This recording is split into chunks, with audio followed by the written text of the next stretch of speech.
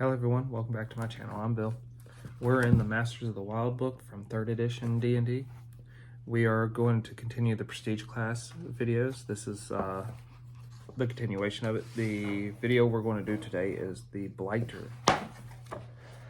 So, without further ado, let's read what a Blighter is, what all the requirements are, what all's on the table that you would get, and then those in greater detail, as well as the spell lists. When a druid turns away from the land, and the land turns away from her, some ex-druids make peace with this change. Others seek to restore the bond. A few, however, actually embrace their disconnection from nature and become forces of destruction. These few are called blighters. Leave their mark wherever they tread. So the requirements: to qualify for a blighter, a character must fulfill the following criteria: any non-good alignment, and special, the character must be an ex-druid previously capable of casting 3rd level druid spells.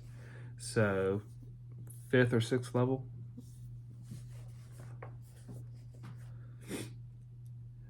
The blighter would get a hit dice of a d8 for each level they take.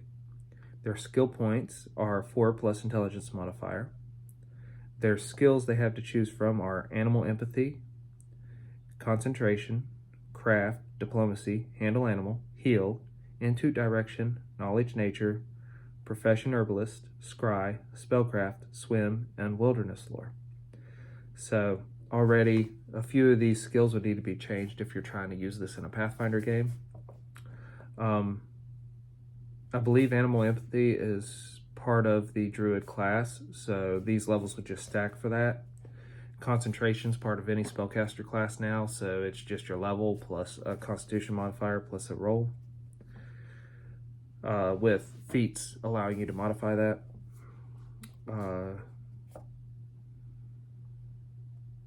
I don't believe in intuit directions in Pathfinder anymore. They just merged that back into wilderness lore, which now becomes survival.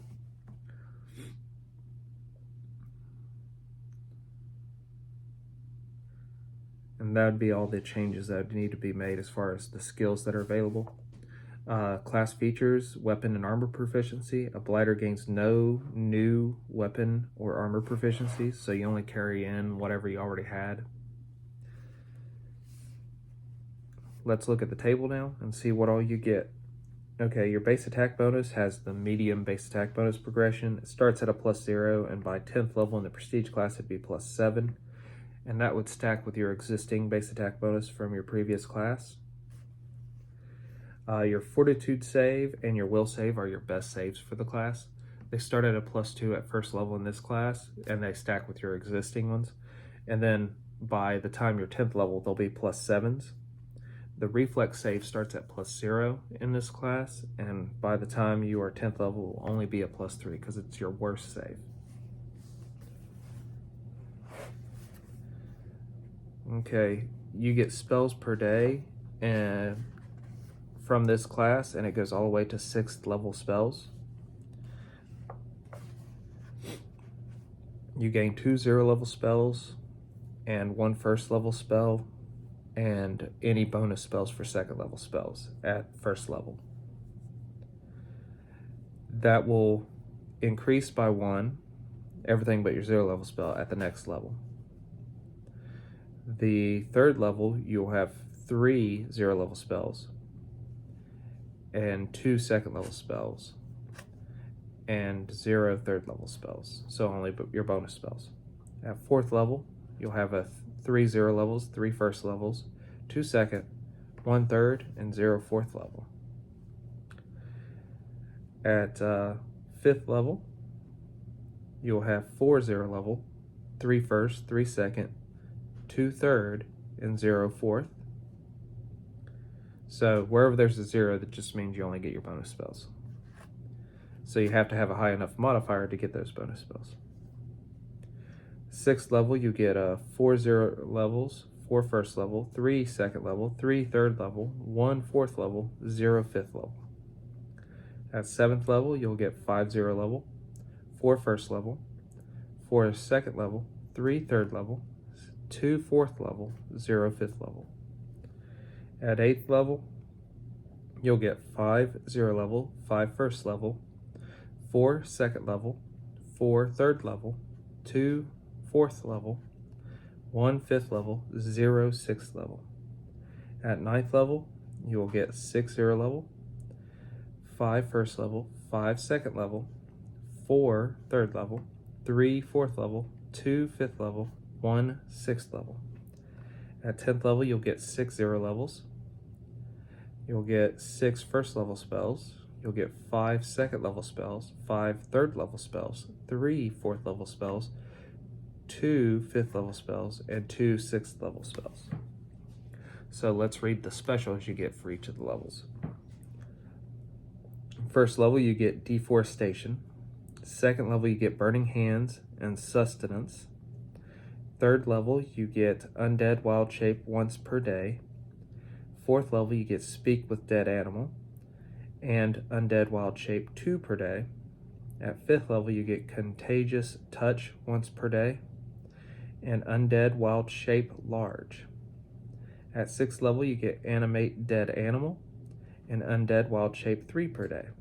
At 7th level, you get Contagious Touch 2 per day and Undead Wild Shape Incorporeal. At 8th level, you get Unbound and Undead Wild Shape 4 per day. At 9th level, you get Contagious Touch 3 per day and Undead Wild Shape Huge. 10th level, you get Plague and Undead Wild Shape 5 per day. So let's read further into their paragraph descriptions and see what all they do. And after that, we'll see if we want to modify anything for a Pathfinder game. Deforestation. Beginning at 1st level, the blighter can kill all non-sentient plant life within a radius of 50 feet per blighter level as a full round action once per day. If a potentially affected plant is under the control of another, such as a Druid live oak or a Dryad's home tree, the controller can make a fortitude save DC's 10 plus the blighter level plus the blighter's wisdom bonus to keep it alive. Affected plants immediately cease photosynthesis, root tapping, and all other methods of sustenance. Like picked flowers, they appear vibrant for several hours, but within a day they turn down and wither. Except for plants saved by a controller, nothing can be grown in a deforested area until it has a hollow spell cast upon it and it is reseeded. Deforestation enables a blighter to cast her daily allotment of spells. This ability works in any terrain, but deforesting a sandy desert, ice flow, or other environment with only sparse vegetation does not empower the character to cast spells. So that's the only way you get your spells. That's interesting.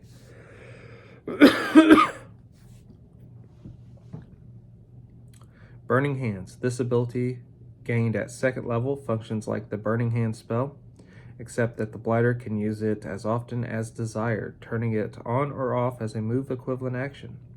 It does 1d4 points of fire damage per round. That's pretty good. Sustenance. At 2nd level, the blighter no longer needs food or water to survive. That's also interesting. Undead Wild Shape. At 3rd level, the blighter regains a version of the Wild Shape ability. Undead Wild Shape functions like Wild Shape, except that the forms available are those of undead creatures, specifically skeletons, formerly of the animal type. A skeletal animal has the statistics of a skeleton of the appropriate animal size category. The blighter gains 1 extra use per day of this ability for every 2 additional blighter levels that she acquires. In addition, she gains the ability to take the shape of a large skeletal animal at 5th level, and a corporeal skeletal animal at 7th level, and a huge skeletal animal at 9th level. Speak with dead animals. At 4th level, the blighter can converse with dead animals. This ability functions like Speak with the Dead, spell cast by a cleric of a level equal to the total of the character's druid and blighter levels, except that it affects only corpses of animal creatures. It is usable once per day. Contagious Touch. At 5th level, the blighter can produce an effect like that of a contagious touch spell once per day. She gains 1 extra use per day of this ability for every 2 additional blighter levels she acquires. Animate Dead Animal. This ability, gained at 6th level, functions like the Animate Dead spell, except that it affects only corpses of animal creatures and requires no material components. It is usable once per day. Unbound. At 8th level, the blighter can temporarily separate the bonded animal or magical beast, such as an animal companion, familiar, or mount, from its master once per day. This target creature must be within 40 feet of both its master and the blighter. If the master fails a will save, DC's 10 plus blighter level plus blighter's wisdom modifier, the bond terminates as if the servitor had died, though this does not cause experience loss in the case of a familiar. Normally, hostile creatures attack their masters but are otherwise unaffected. The bond returns after 5 rounds per blighter level, restoring all benefits. Alternatively, the master can regain the servitor through the normal methods of acquisition. In the case of Druids, it was you cast Animal Friendship to get your animal companion in 3rd edition D&D, so it wasn't like a magical creature that you automatically had. Because the way they describe it now in Pathfinder and in somewhat in 3.5 D&D, it was almost like a magical creature that came to you, and it's like, In the 3rd edition, it was a lot harder to get an animal companion. You had to go out in the wild, you had to befriend the animal in the wild and get it to fail the save on the spell, whether willingly or not willingly, and now you had an animal companion. But it also didn't get, for the Druid, it also didn't get the ability to share spells and stuff. Plague. At 10th level, the blighter can spread disease over a large area. This ability functions like the Contagious Touch ability, except that no attack roll is required, and its affects all targets the blighter designates within a 20-foot radius. Plague is usable once per day and costs 1 daily use of Contagious Touch ability.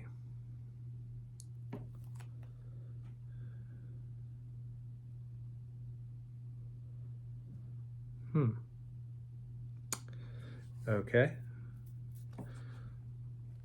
The following spells are on the blighter spell list. 0 level: Dark Seed, Detect Magic, Detect Poison, Flare, Ghost Sound, Inflict Minor Wounds, and Read Magic. 1st level spells on the blighter spell list: Bane, Burning Hands. I don't know why you would have the Burning Hands spell since you have the ability to use Burning Hands at 2nd level. But I digress. Curse Water, Decomposition, Detect Undead, Doom, Endure Elements, Inflict Light Wounds, Invisibility to Animals, and Ray of Enfeeblement. 2nd level spells: Chill Metal, Chill Touch, Darkness, Death Knell, Fire Trap, Flaming Sphere, Heat Metal, Inflict Moderate Wounds, Miasma, Produce Flame, Resist Elements, Warp Wood. 3rd level spells: Contagion, Deeper Darkness, Desecrate, Diminish Plants, Dispel Magic, Inflict Serious Wounds, Poison, Protection from Elements, Stinking Cloud, Vampiric Touch. 4th level spells: Anti-Plant Shell, Animate Dead, Blight, Death Ward, Flame Strike, Inflict Critical Wounds, Kiss of Death, Languor, Repel Vermin, Rusting Grasp, Transmute Mud to Rock, Transmute Rock to Mud, Unhollow, Wall of Fire. 5th level spells: Acid Fog, Anti-Life Shell, Circle of Death, Contagious, touch. Create undead, firestorm. Forbiddance, greater dispelling. Protection from all elements, repel wood. 6 level spells. Antipathy, control undead. Earthquake, epidemic, finger of death. Foresight, horrid wilting, and vulnerability to elements.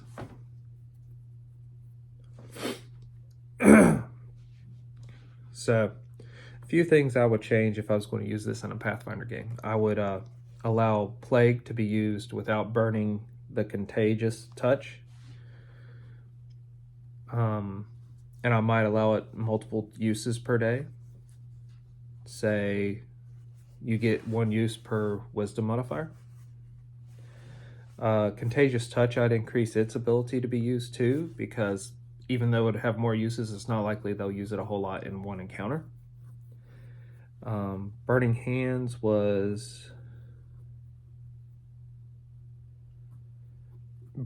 had unlimited use, which is a little powerful, even for a first level spell. So I would go back and give it, you can use it 1 time per day equal to your level plus your Wisdom modifier. So that would weaken it a little bit on uses, but I would change it from just doing the 1d4 points of fire damage to doing whatever it does in Pathfinder for the first level spell, which I believe it's like 2 dice.